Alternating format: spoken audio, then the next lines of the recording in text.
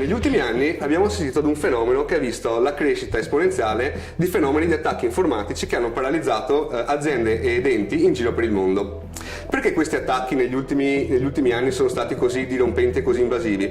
Perché sono stati portati avanti da dei sistemi automatizzati, quindi dei virus informatici, dei programmi che sono in grado di identificare un target, quindi identificare la loro vittima, attaccarla, infettarla e continuare il loro processo di infezione. In passato lo scopo dei virus informatici era quello di paralizzare la macchina, quindi per esempio potevano cancellare i file, comunque rendere la macchina, il computer attaccato, inusabile all'utente per sempre finché non veniva ripristinato.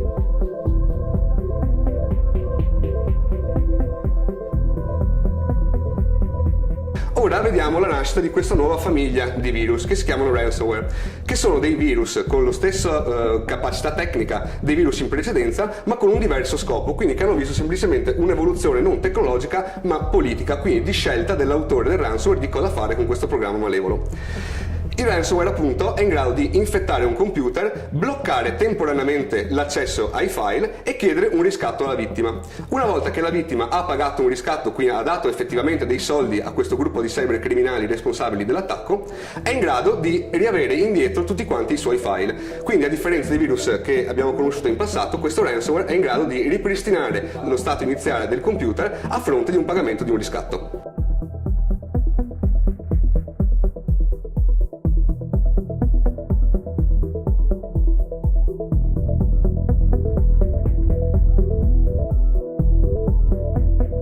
Negli ultimi mesi abbiamo visto nascere due nuovi ransomware che sono stati molto potenti e molto distruttivi.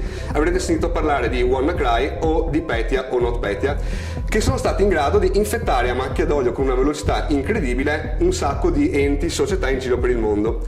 La differenza tra questi due ransomware con i loro predecessori era che i gruppi di cybercriminali responsabili di aver scritto questi ransomware, questi virus, sono entrati in possesso di un arsenale di armi digitali che era precedentemente in possesso degli Stati Uniti d'America, quindi della NSA e della National Security Agency, che sono stati sottratti circa 6 mesi fa da un gruppo di hacker e il quale ha pubblicato e rilasciato al mondo tutto questo arsenale di armi.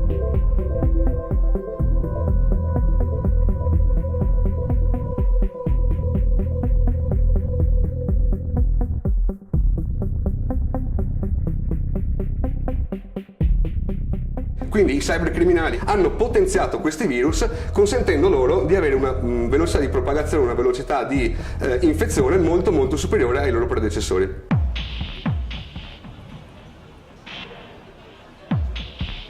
Ma come ci si protegge da questo tipo di virus, da questo tipo di attacchi? Per capirlo bisogna analizzare un attimino il funzionamento di questi attacchi, di questi virus. Cominciamo con uno schema. Supponiamo di avere internet e qui invece abbiamo un'azienda che chiameremo azienda SRL, che all'interno ha i vari computer client degli operatori. Questi computer chiaramente sono collegati ad una rete locale, quindi ad una rete interna, che vuol dire che ognuno di quei singoli computer è in grado di dialogare con gli altri e tutta questa rete interna di computer a loro volta escono in internet. Quindi come arriva un ransomware, come funziona nella maggior parte dei casi un attacco di un ransomware? Tramite email, quindi il virus viene contenuto all'interno di un allegato, all'interno di una mail che viene recapitata ad un operatore dell'azienda. Ora supponiamo che qualcuno voglia attaccare azienda SRL, invierà una mail contenente un virus, in una piccola parte troveremo un virus, questa mail viene recapitata all'operatore di PC1, chiamiamolo PC1, questo operatore aprirà la mail, farà doppio clic sull'allegato, dando la possibilità al virus di eseguirsi e cominciare il suo processo di infezione. Il suo processo di infezione chiaramente comincerà da PC1, quindi andrà ad infettare PC1, nel caso di un ransomware cripterà tutti i file all'interno di PC1 rendendo l'accesso ai file al sistema totalmente inagibile. Una volta che un ransomware ha infettato una macchina all'interno di una rete aziendale, comincerà a cercare all'interno di tutta quanta la rete aziendale se c'è per esempio un server, un file server che può essere per esempio un server di backup, è normale trovare un server di backup all'interno di un'azienda che sia collegato in rete, dove per esempio PC1 fa il backup tutte le notti, quindi può leggere e scrivere su quel server. Il nostro ransomware si collegherà a backup, al server di backup, e cripterà tutti quanti i file contenuti al suo interno. Una parola in più sugli ultimi due ransomware di questi ultimi mesi, Petya NotPetya e WannaCry. Come dicevo prima, questi due ransomware sono stati costruiti incorporando al loro interno un arsenale di armi digitali provenienti dall'NSA, quindi dalla National Security Agency americana. Questo tipo di armi consentono di aggiungere una funzionalità, chiamiamola così, a questi virus, che è quella di avere la possibilità di infettare tutte quante le macchine all'interno di una rete. Quindi mentre prima l'infezione veniva, tra virgolette, arginata ad una sola macchina ed eventualmente ad un file server, in questo caso, con questi due nuovi casi, tutta la rete aziendale viene infettata, perché una volta che il nostro WannaCry o NotPetya infetta PC1, tramite l'arsenale di armi di cui vi parlavo prima, è in grado di attaccare anche tutte le altre macchine collegate alla rete, le quali a loro volta ne attaccheranno altre, facendo propagare l'infezione a tutta quanta la rete aziendale. Inoltre WannaCry ha un'ulteriore funzionalità, che è quella di andare a cercare altre potenziali vittime su tutta quanta internet. Quindi l'infezione non verrà limitata a tutta quanta l'azienda, ma andrà a ricercare target anche in internet.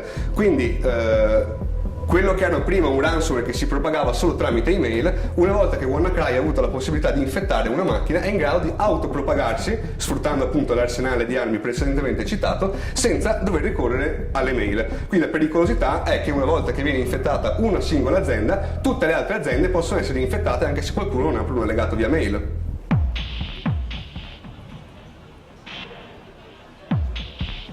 Ora che abbiamo visto come funzionano questi attacchi, come questi virus infettano le aziende, capiamo un attimo quali sono le contromisure per tutelarsi e per proteggersi da questi attacchi.